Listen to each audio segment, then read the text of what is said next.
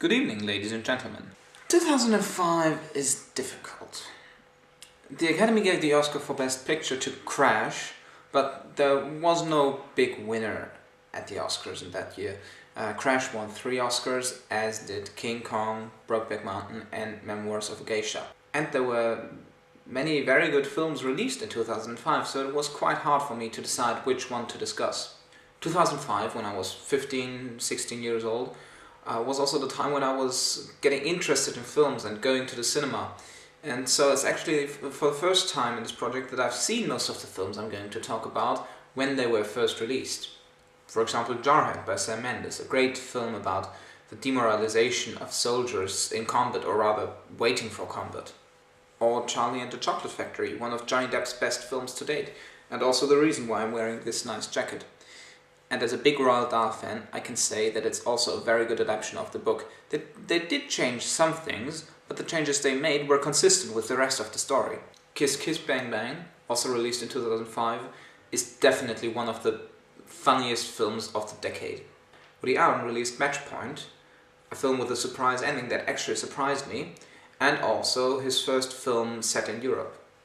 A film that greatly impressed me when I saw it at the cinema in 2005 was Danny the Dog with Jet Li. Even though it starts off as a usual Jet Li type action film, it actually has a story that's interesting to follow and that has some thought behind it. V for Vendetta is also very good, if only because Stephen Fry is in it. That pretty much says it all. But the film that I think most about from 2005 is definitely Syriana, written and directed by David Gagan. It's a film about international oil trade and terrorism and how the two are connected, so I'm reminded of it practically every day in the news.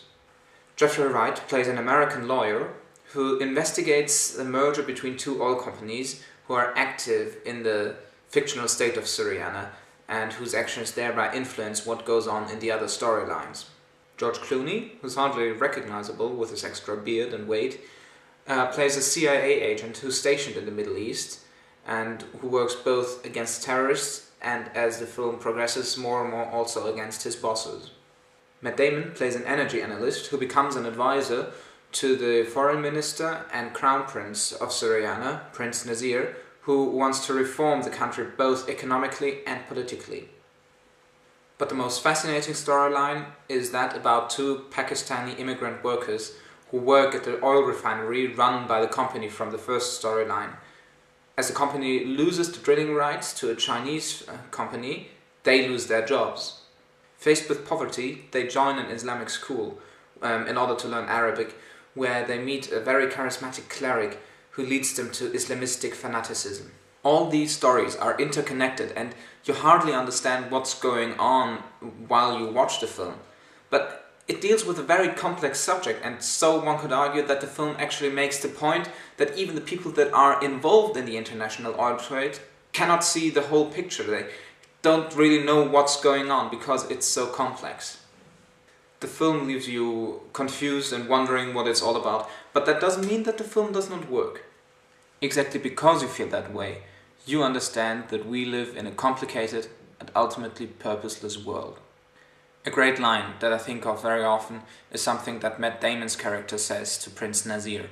You know what the business community thinks of you? They think that 100 years ago you were living in tents out here, in the desert, chopping each other's heads off, and that's what you'll be in another 100 years. This is very brutal, but in my opinion also very true. We in the West are dependent on oil, and the Arabic countries that export it are also dependent on oil.